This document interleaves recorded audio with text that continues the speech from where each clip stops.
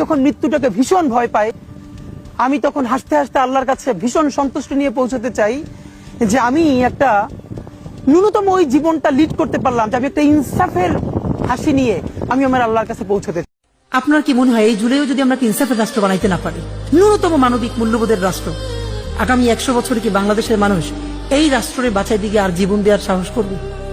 রাষ্ট্র সে বিভিন্ন কারণে জুলাই বিক্রি করে দিতে পারে, রাজনৈতিক দলগুলো বিক্রি করে দিতে পারে, কিন্তু কিছু ছেলে মেয়ে তো থাকা দরকার, তারা তাদের চেয়ে, তাদের জীবনের চেয়ে তারা দেশকে, দেশের স্বাধীনতা সার্বভৌমত্বের জন্য কাজ করবে।